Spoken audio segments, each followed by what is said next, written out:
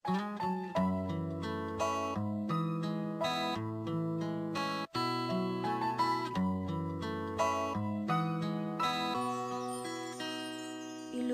man tayo ng bagong pagsubok, mga puso natin di mapapagod.